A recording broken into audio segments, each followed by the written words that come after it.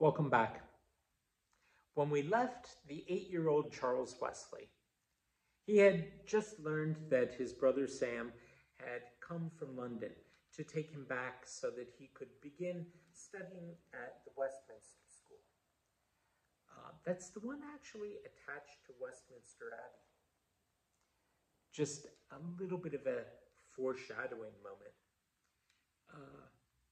Charles's son, who would also be named Samuel, eventually would become the organist at Westminster Abbey. And we'll come back to that later. The book will too. But right now, we meet Sam saying goodbye to the town of Epworth, where his childhood had first been spent. As he waited for the trip, he shared the great 4-poster bed in his bedroom with Samuel now, a sharing he'd not had to do since Jack went off to school. As he looked around the quiet little room, Charles wondered how it would be instead to share quarters with 50 other boys. The rectory was always full of activity, of course, but since he was the only boy left at home, Charles had always had a place to retreat and be alone. Charles climbed up to the church once more, too. It stood at the summit of the only hill in Epworth, and so from there, Charles could overlook the whole town. He could see his home, enclosed though it was by a red brick wall 10 feet high. He could see the feathery green of the trees and the bright green of the gently sloping lawns. He could see, too, just how the little rivers and the canal came together, and the rough farming country beyond. The arms of the windmills, turning slowly in the gentle breeze, seemed to be waving at him. And for a moment, Charles felt the wild desire to wave back. He checked himself, though, telling himself he was too old for such nonsense. On Wednesday, as he had promised, Samuel hoisted Charles and his baggage up onto the roof of the London stagecoach. "We'll ride on top," he said, climbing up beside Charles, "and use the money we'll save to buy food and drink at stops along the way." Charles sat clutching the wooden seat as the coachman whipped up the 4 horses, and they were off in a cloud of dust. The coach swayed and bumped along over the deeply rutted country roads. Sometimes the passengers were jerked so constantly that Charles's heels beat a tattoo on the boards behind his dangling legs. When the horses pulled up at the first stop, Charles asked to look inside the coach. What a contrast the interior was to the place where he and Samuel were situated. The seats were covered with soft red velvet, the windows with silk hangings that could be drawn against the dust. Nosegays of flowers were in little glass baskets that hung between the window frames. Their sweet scent perfumed the air, overcoming the stench of the inn courtyard where pigs and chickens wandered, squealing and squawking. "Come, we'll have a chop and a flagon of nut brown ale," Samuel said. Charles slept on and off between the startings and stoppings of the coach along the rest of the route. But when they began to rattle over the streets of London, he became alert.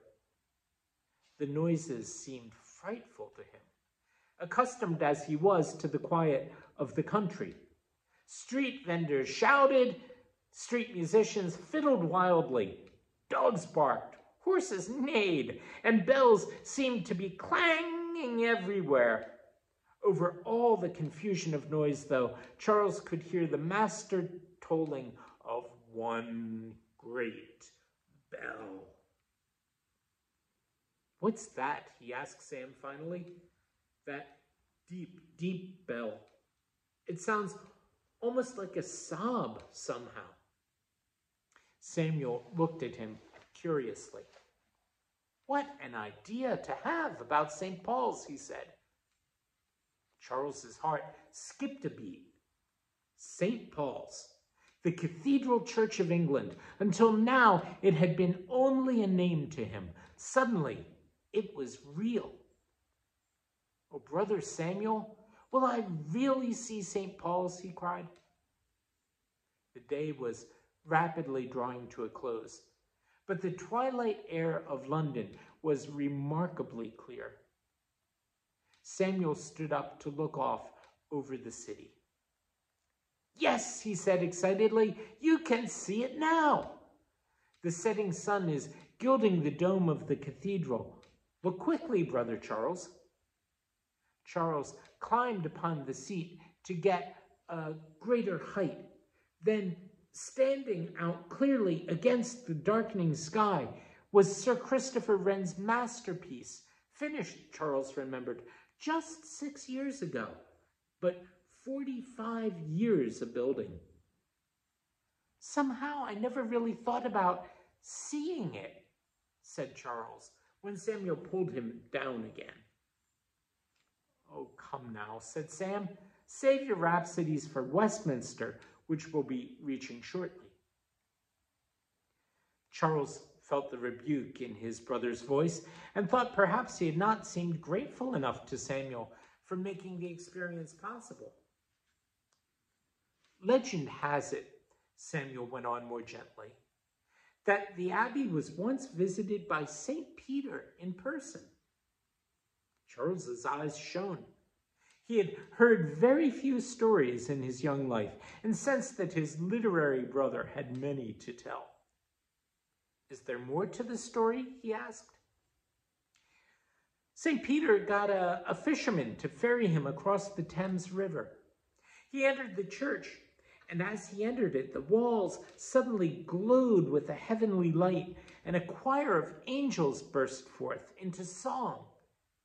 The fisherman fell to his knees and hid his face." "What happened then?" said Charles breathlessly.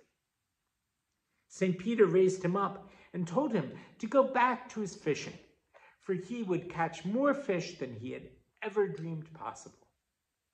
"And did he?" "He did," said Sam. "And ever since that time, the Thames fishermen have given 1/10 of their earnings to Westminster." Charles clapped his hands. "Oh, that's a fine story, Brother Samuel." "And finished just in time," said Sam, "for ahead is the Dean's Yard and our destination." The time immediately following his arrival passed in a blur of bewilderment for Charles. He walked through what seemed an endless maze of cloisters, ate a frugal supper of black bread and broth in the monks' refectory, and was quickly assigned a truckle bed in an enormous vaulted room. The boys in the neighboring beds had time to say only a few words to him before the monitor came and blew out the lantern. Charles lay awake for a long time on his hard, narrow bed. He listened to the breathing of the sleeping boys around him. He heard the rumble of London night traffic. Every 15 minutes, over every other sound, he heard the chimes of the abbey.